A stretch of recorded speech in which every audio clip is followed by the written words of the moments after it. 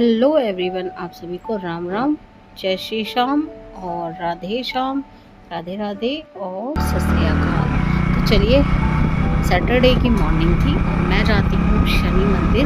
तो पहले तो मैं जाया करती थी सीपी वाले हनुमान जी का जो प्राचीन मंदिर है वहाँ पर अब काफ़ी कन्वेंस की प्रॉब्लम होने लगी, इसलिए मैं नहीं जाती हूँ। और ये है हमारे यहाँ पर जौनापुर में बाबा नीम करोली जी का मंदिर, बहुत सुंदर मंदिर है। मैंने आपके साथ वीडियो भी शेयर किया है, ज़रूर देखिएगा। और मैं कभी आपको दर्शन करा दूँगी। तो घर पे आने के बाद में मैंने शाम के टाइम में बनाई थी कढ़ी। तो उससे पहले मैंने बनाए थे उसके लिए बहुत ही बेहतरीन से पकोड़े। तो उसके लिए ले लिया था मैंने 1 कटोरी बेसन और उसमें कुछ सूखे मसाले डाल के ये बहुत अच्छे से मैंने पकोड़े बनाए थे, जो आप इस तरीके से भी खा सकते हैं। तो बेसिकली पकोड़े मैंने ज़्यादा बनाए थे और मुझे बनानी थी 2 रेसिपीज़। तो एक तो कढ़ी के लिए मैंने बनाए और ऊपर से फिर मैंने बनाए थे जो पानी दही फुल्की होती है और पानी फुल्की, तो उसके लिए भी मैंने पकोड़े इसी में बना लिए थे। यहाँ पे धनिया पाउडर डाल दिया, लाल मिर्ची पाउडर डाल दिया, हल्दी डाल दी है और उसके साथ में डाल दिया है जीरे का भी पाउडर और कसूरी मेथी डाल दी है, खूब सारा हरा धनिया डाल दिया है और साबुत जीरा भी डाल दिया। इससे बहुत ही अच्छे से ये फुल्की यानी कि पकोड़े बनके तैयार होते हैं।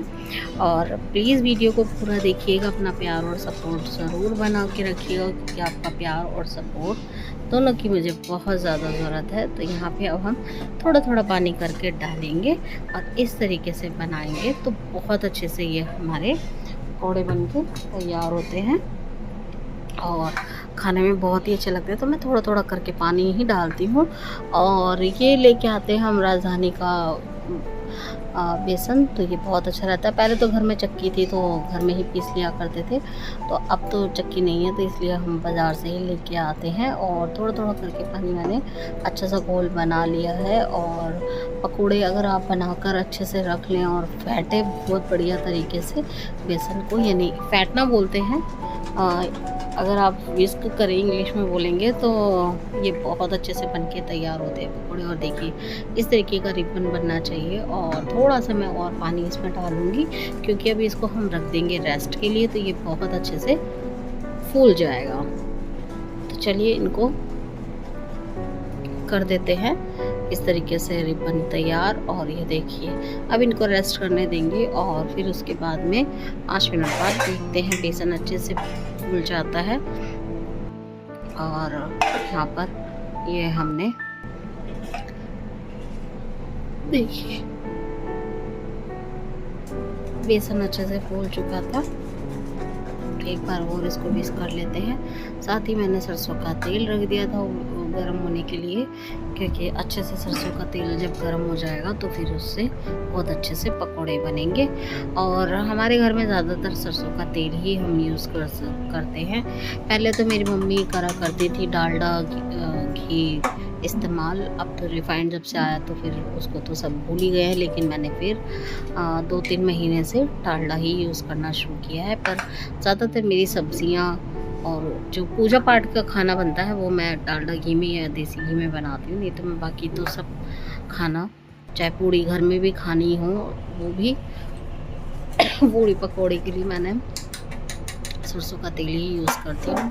और सरसों का तेल अच्छे से गर्म हो जाएगा तो उसमें हम अच्छे से पकौड़ियाँ तलेंगे। और ये बहुत अच्छे से फूल जाती हैं, क्योंकि इनको अच्छे से हमने विस्क किया होता है।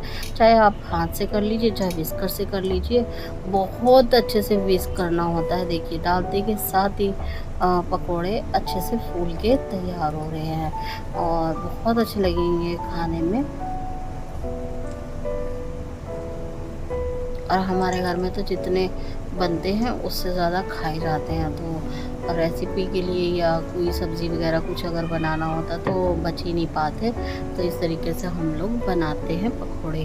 तो ये देखिए बहुत बढ़िया से पकोड़े हमारे बनके तैयार हो रहे हैं। और ये डलते के साथ ही ऑयल के अंदर फूल के भी काफ़ी डबल हो रहे हैं। और ये जब कढ़ी में जाएंगे, और कढ़ी इतनी टेस्टी बनी थी, बहुत टेस्टी कढ़ी बनी थी, मैं आपको बता नहीं सकती। तो ये बहुत ही अच्छे से पकोड़े हमारे सिक रहे हैं। तो इनको अभी हम सिकने देते हैं। और जब फिर हम एक तरफ से अच्छे से गुलाबी हो जाएंगे तो फिर हम इनको पलट देंगे। और जब तक इनको हमें ऐसे ही लो टू मीडियम गैस पे ही सेकना है पकौड़ों को, और बढ़िया से ये सिक के तैयार हो जाते हैं तो ये खाने में बहुत अच्छे लगते हैं। तो देखिए पकौड़ों को सिकते सिकते 1 मिनट हो चुका है, तो अब इनको हम पलट देंगे और पलटने के बाद में इनको दूसरी तरफ से भी सीखने देंगे। तो ये दोनों तरफ से अच्छे से सीख जाते हैं तो ये बहुत अच्छे लगते हैं खाने में। तो हम तो इसी तरीके से बनाते हैं। और कोई भी चीज़ अगर मुझे बनानी होती है तो मैं इसी तरीके से बनाती हूँ, क्योंकि फिर ये रहता है कि गर्मी के दिन हैं और फिर कौन बनाए, इतना दिमाग ख़राब करे। एक तो गर्मी बहुत ज़्यादा परेशान करती है। तो यहाँ पर पकौड़े हमारे बन के तैयार हो गए, और एक ही रेसिपी में 2 रेसिपी बन के तैयार हो जाएंगी, कड़ी भी और उसके साथ में पानी फुल्की भी। तो यहाँ पे मैं ये अच्छा सा कलर आने पे इनको निकाल लेती हूँ। और ये बहुत फूल गई हैं, बहुत अच्छी लग रही थी। और हमारे यहाँ पे था पड़ोस में कुछ छोटा सा फंक्शन, उसके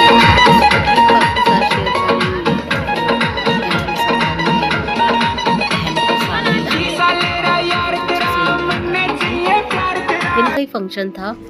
और फिर उसके बाद में मैं नेक्स्ट डे यानी संडे को गई थी मार्केट। तो वहाँ पे मैंने आईब्रोज बनवानी थी, आईब्रो बनवाई। और उसके साथ ही यहाँ पर एक छोटी सी बच्ची आई हुई थी, उसकी कटिंग होनी थी। और वो लड़की इतना परेशान कर रही थी कि उसको 4 लोगों ने पकड़ रखा था। और मैंने मेरी आईब्रोज बनवा ली थी। और आईब्रोज बनवाने के बाद में यहाँ पर मैं वेट कर रही थी। मुझे मेरी बिंदी खो गई थी तो मुझे बिंदी लेनी थी, तो मैं बिंदी ले रही थी। और उसके बाद में आ गई थी मार्केट में। तो ये है अर्जनगढ़ का आया नगर कॉलोनी का बहुत ही बड़ा मिनी स्टेडियम, बहुत अच्छा है यहाँ पर। और फिर उसके बाद में हमने, क्योंकि हस्बैंड का, हाँ मेरे हस्बैंड का भी फ़ोन खो गया था, पतिदेव ने फ़ोन गिरा दिया था, बड़ी मुश्किल से वो फ़ोन मिल गया। उसके पास से 2-3 लोग निकल के भी गए लेकिन किसी ने नहीं उठाया। एक बहुत अच्छा रहा। फिर हमने ली थोड़ी सी सब्जियां, और हस्बैंड तो और भी कहने लगे और ले लो सब्ज़ी, मैंने कहा नहीं। और ये है एक टिप, देखिए मैं आपके साथ में शेयर कर रही हूँ कि ये आप अगर सब्जियों को इस तरीके से धो के रख लेंगे। और मैंने ज़्यादा नींबू ले लिए थे, आधा किलो नींबू लेके आई हूँ। तो मैं इस तरीके से इनको कपड़े के अंदर, भीगे हुए कपड़े के अंदर नींबू को रख दूँगी। तो ये ऐसे के ऐसे ही रहेंगे, बिल्कुल सूखेंगे नहीं फ्रिज के अंदर, नहीं तो फ्रिज में भी सूख जाते हैं मेरे तो नींबू। और इस तरीके से मैं इनको रख देती हूँ। और भी सब्जियां हैं उन्हें भी मैं इसी तरीके से कपड़े के अंदर लपेट के रखती हूँ, लेकिन नींबू को खास तौर पे मैं गीले कपड़े में ही रखती हूँ ताकि इसकी जो पीलापन है बिल्कुल बना रहे, ये बिल्कुल भी सूखे ना। तो इस तरीके से ये मैंने टोकरी के अंदर कपड़ा लगा के इसको गीला कर लिया था। और अब मैंने रख दिया है, पनीर लेके आए थे तो पनीर भी मैंने रख दिया है। और अब इसमें डाल दूँगी मैं पानी, और ये मेरे नींबू का काम हो चुका। ये छोटी छोटी ट्रिक्स होती हैं जिनको बहुत अच्छे से हम यूज़ करके अपनी सब्जियों को सेव कर सकते हैं। और 8 दिन की नहीं सब्ज़ी ले आओ आप। मैं आलू भी लेके आई और काफ़ी सब्ज़ी लेके आई थी। तो ये देखिए टिंडे भी लेके आई थी, टिंडे और भिंडी और तोरी, ये हरी सब्जियों को मैं एक टॉवल के अंदर टोकरी में रख दूँगी। और ये सब सब्जियां मैंने धो ली हैं, और धोने के बाद ही इनको कपड़े के अंदर इस तरीके से कवर करके अच्छे से रख दूँगी। और नेक्स्ट डे के लिए फिर ये सब्ज़ी बहुत अच्छे से बन के तैयार हो जाएगी।